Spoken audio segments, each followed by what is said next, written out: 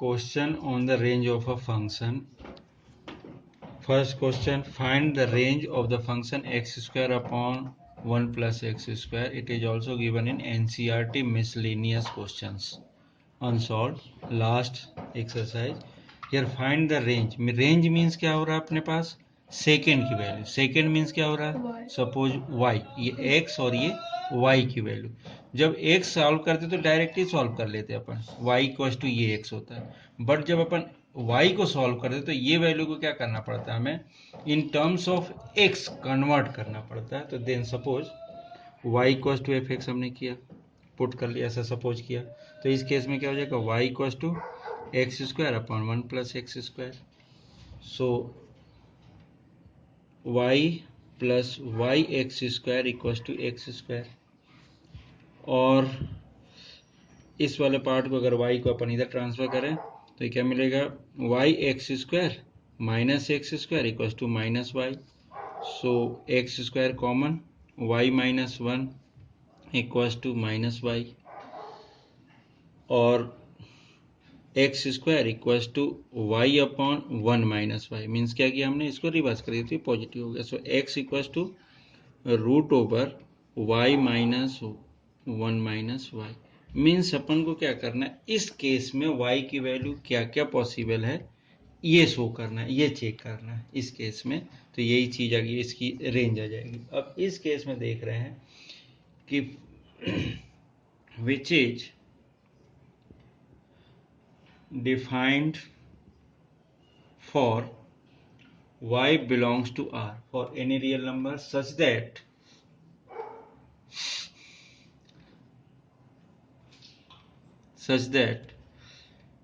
क्या होगा इसमें? y upon 1 minus y is greater than equal to 0. Suppose हमने ये क्या कर रहे हैं कि g y equal to Y upon 1 minus y, ऐसा पुट कर लिया.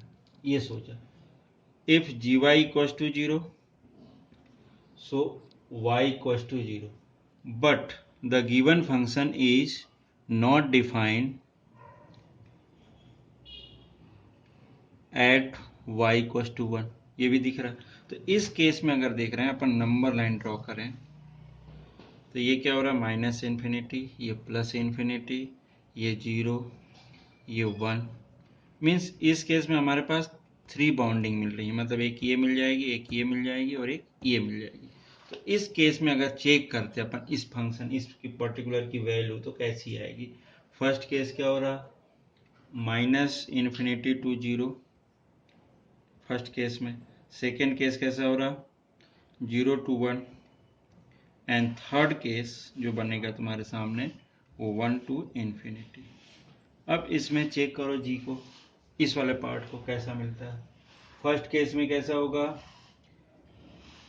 अब इस वाले में सपोज माइनस 1 लिया, चाहे माइनस 1 लिया तो क्या बनेगा? Minus 1 upon 2. मतलब ये क्या हो जाएगा?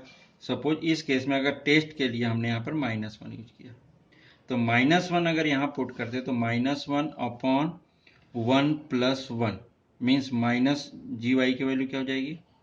Minus 1 upon 2. It means g y is less than 0 होगा इस केस में. सेकेंड केस में अपन 0 टू 1 दे रहे हैं. 0 टू 1 में कोई भी वैल्यू पुट कर लो. सपोज अपन ने 0 टू 1 में क्या ले लें? हाफ लेते हैं. तो यहाँ पर हाफ होगा, 1 माइनस हाफ होगा. मतलब ये क्या वैल्यू? जी वाई की वैल्यू कितनी हो जाएगी? हाफ अपॉन हाफ मतलब 1. सो इस केस में क्या हो जाएगा?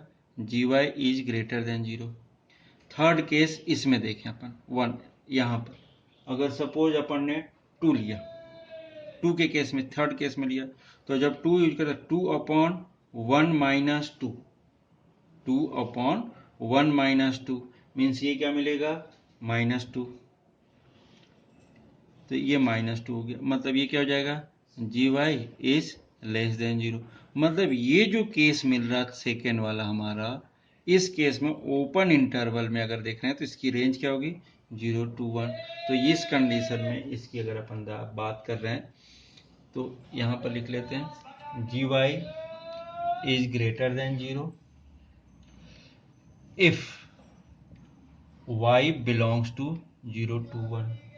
So range of f equals to 0 to 1। Yes, 1 पर नहीं है, ये ध्यान है, 1 पर डिफाइन नहीं, तो 0 to 1 में ये हो जाएगा।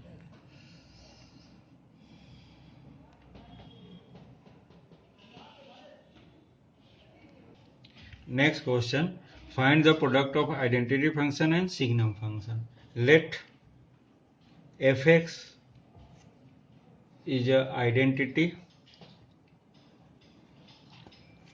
function, so fx equals to क्या हो जाएगा, x for x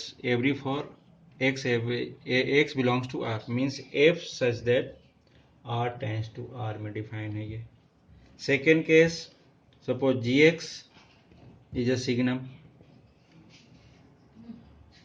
function or this one also defined by R tends to R, तो in this case gx equals to क्या होता है सिग्नम फंक्शन का 1 0 -1, 1 means x greater than 0, x equals to 0 and x less than 0 for every x belongs to R।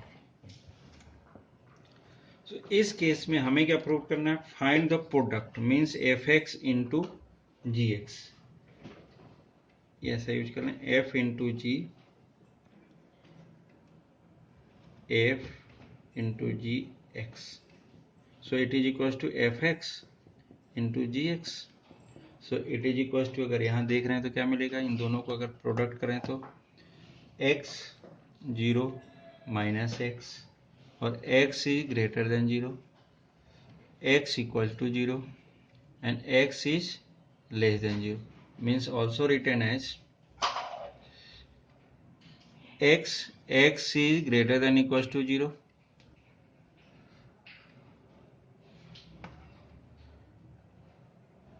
और second के minus x is less than 0, इस केस में equal to 0 में 0 मिल रहा, ग्रेटर देन में 0, मतलब ये किसके इक्वल हो जाएगा, अगर देख रहे हैं तो it is equal to modulus of x, it is a modulus function.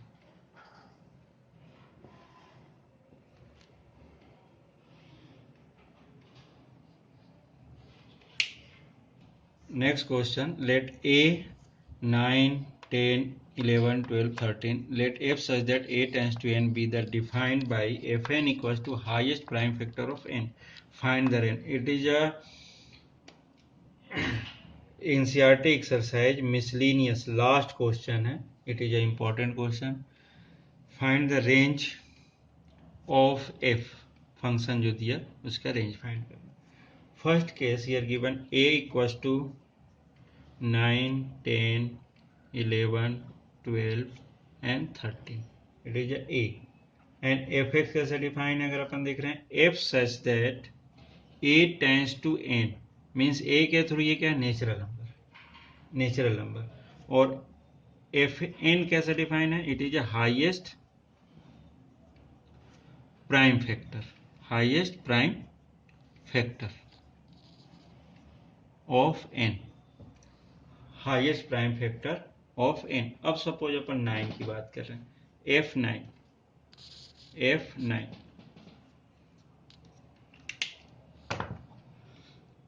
f9 में क्या हो रहा, the highest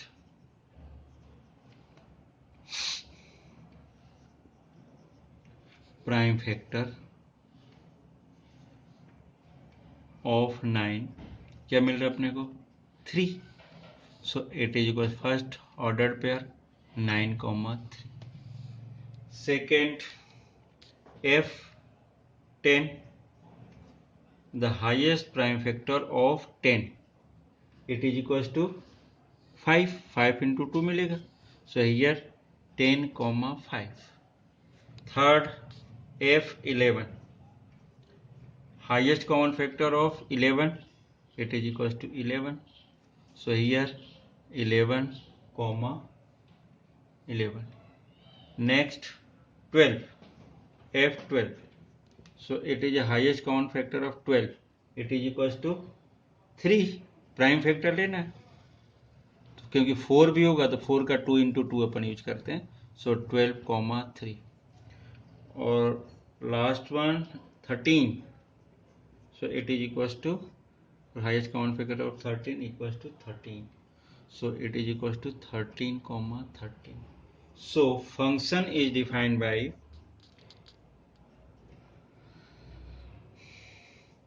9 comma 3, 10 comma 5, next one 11 comma 11, 12 comma 3 and 13 comma 13, this one.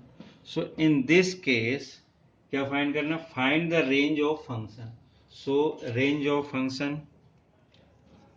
range of f equals to, range means second value, this one means 3, 5, 11 and 13. ये repeat हो रहा 3 means एक बार use कर रहे हैं. सो it is a range of given function.